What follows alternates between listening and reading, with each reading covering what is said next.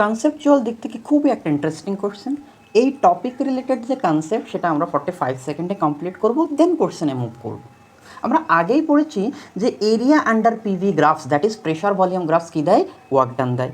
And এখানে second point খুব important point role play করবে, ঠিক আছে, যে internal energy that is DU সেটা শুধুমাত্র ইনিশিয়াল অ্যান্ড ফাইনাল পজিশনের উপর ডিপেন্ড করবে, সেটা কখনও ডিপেন্ড করবে না যে কোন পথে সে ট্রাভেল করছে গ্যাসটা, ঠিক আছে, তার উপর ডিপেন্ড করবে না। অ্যান্ড থার্ড পয়েন্ট হলো ফার্স্ট ল অফ থার্মোডাইনামিক্স, যেটা আমরা সবাই জানি, DQ equal to DU plus DW. এখানে DQ means amount of heat, and DU মানে change in internal energy, and DW মানে এক্সটার্নাল ওয়ার্ক ডান। এবার চলো আমাদের কোশ্চেন কী বলছে, দেখো কোশ্চেন কী বলছে, an ideal gas goes from state A to B. কোথা থেকে গেছে বলো, state A to B, that is আমরা বলতে পারি এ হলো গ্যাস এ অ্যান্ড এটা হলো বি, এটা স্টেট এ থেকে বিতে গেছে, ঠিক আছে। তারপরে বলছে by three difference process, that means আমরা বলতে পারি কি বলতে পারি বলো, থ্রি ডিফারেন্স মানে কি, পাথ 1, পাথ 2 অ্যান্ড পাথ 3। এই তিনটে পাথে এ ইনিশিয়াল পজিশন এ থেকে ফাইনাল পজিশনে ভিতে গেছে gas, as indicated in pressure volume graphs, that is এটা হলো কি বলো, এটা অ্যালং ওয়াই অ্যাক্সিস বরাবর হচ্ছে pressure, and along x Axis বরাবর কী আছে বলো, এক্স অ্যাক্সিস বরাবর আছে, অ্যালং এক্স অ্যাক্সিস ভলিউম দেওয়া আছে। এবার বলছে দেখো, if Q1, Q2, Q3 indicate the heat absorbed by the gas along the three processes, ঠিক আছে, এই যে তিনটে পথে কী এটা Q1, Q2 কী হচ্ছে, হিট অ্যাবজর্ব করেছে। And internal energy first, second and third indicate the change in internal energy, এখানে বলে দিয়েছে কি বলো, change in internal energy along the three process respectively, option কোনটা হবে, ঠিক আছে। তাহলে আমরা একটু আগেই পড়লাম যে এখান থেকে দেখতে পাচ্ছি প্রেশার ভলিউম গ্রাফস, তাহলে প্রেশার ভলিউম গ্রাফ যদি হয় তাহলে আমাদের কী দেবে বলো, এরিয়া। তাহলে আমাদের ওয়ার্ক ডান কী বার করতে পারি আমরা, ওয়ার্ক ডান যদি বার করতে চাই তাহলে ওয়ার্ক ডান কীভাবে বার করব, দেখব এই কার্ভের এরিয়া কার্ভ, প্রেশার ভলিউম কার্ভের গ্রাফসের কার এরিয়া ম্যাক্সিমাম, ঠিক আছে, এরিয়া কার ম্যাক্সিমাম।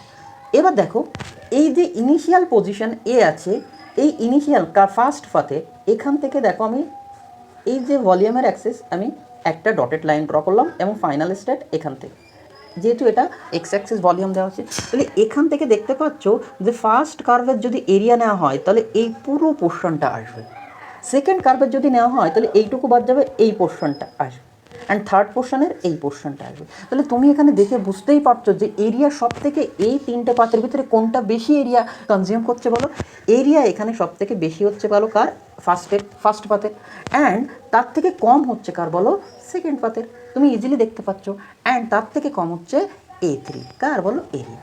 আর যার যত এরিয়া কম, কারণ এরিয়া ডাইরেক্টলি প্রপোর্শনাল টু কিসের বলো, ওয়ার্ক ডান, তাহলে যার যত এরিয়া কম হবে তার ওয়ার্ক ডান তত কম হবে। তাহলে এই হিসাবে আমরা ওয়ার্ক ডান সব থেকে বেশি কার পাবো বলো, ফার্স্ট পাথের। কার বেশি পাবো বলো, ফার্স্ট পাথের ওয়ার্ক ডান বেশি পাবো সব থেকে, তারপরে তার থেকে একটু কম পাবো সেকেন্ডের, অ্যান্ড সব থেকে কম পাবো থার্ড। আমরা এই গ্রাফ থেকে এই ইনফরমেশনটুকু আমরা কী করতে পেরেছি, এই ইনফরমেশনটুকু আমরা বার করতে পেরেছি। এবার দেখতে হবে আমাদের যে এখানে কোথাও তো ওয়ার্ক ডান বার করতে বলেনি, বার করতে বলেছে এনার্জি অ্যান্ড হিট। আচ্ছা তাহলে আমরা এবার কি করব, দেখো আমাদের ইন্টারনাল এনার্জি আমরা জানি কি যে চেঞ্জ ইন ইন্টারনাল এনার্জি,